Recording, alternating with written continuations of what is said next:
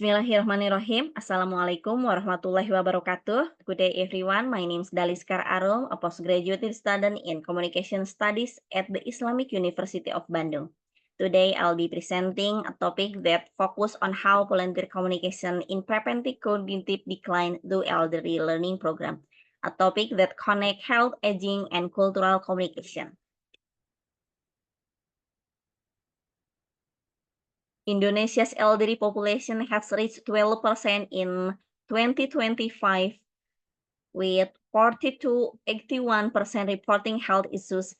Cognitive decline is one of the most critical challenges, while studies affirm that interpersonal communication support mental resilience, like is now about how culturally embedded voluntary communication prevent cognitive deterioration in Indonesia, especially in West Java.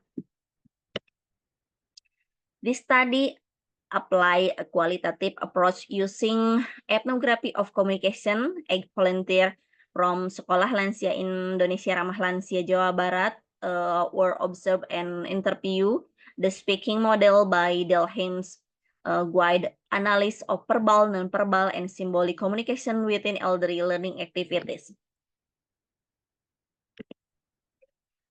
Volunteer elder interaction are culturally rich and symbolic, recurring upon such as tepuk lansia sehat, poster motivation, and group identity.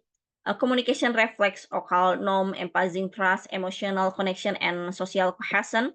Communication function as educational, emotional, and cognitive stimulation for the elderly. Activities like recitation and clapping strength memory, boost moral, and reinforce group pride. And the last, effectiveness driven by culturally sensitive verbal and non-verbal. The analysts highlight that volunteer communication in elderly program transcend simple information exchange function as a culturally meaningful practice that sustain social and cognitive well-being. The ethnography approach uncovered three distinct but complementary communication pattern. Number one, instructional repetitive instruction like word repetition and visual activities strengthen working memory. Number two, narrative activities such as singing and story evoke positive emotion while reinforcing individual identity. And the last, ritualistic symbolic activities like group sense, poster motivation, and social cohesion. This pattern demonstrate that communication within this context is deeply rooted in local cultural values, serving not our educational purpose but also reinforcing social bonds and emotional resilience.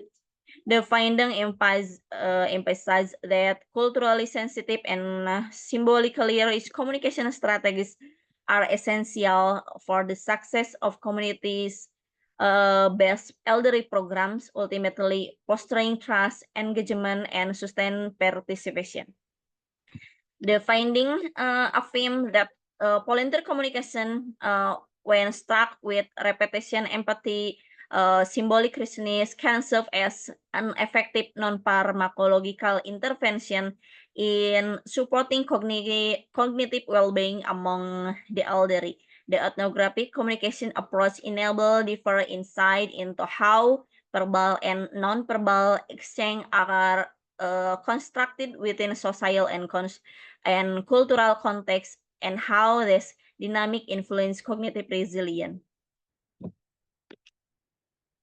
Volunteer interaction in elderly learning center function as low-cost, non-pharmacological strategies for cognitive health through culturally adaptive communication. Volunteers serve as both facilitators and emotional mediators. This study is limited one institution and a participant. Future research should adopt a mixed method or longitudinal approach and examine digital communication or integrational dynamic in both setting. Oke, thank you very much. Wassalamualaikum warahmatullahi wabarakatuh.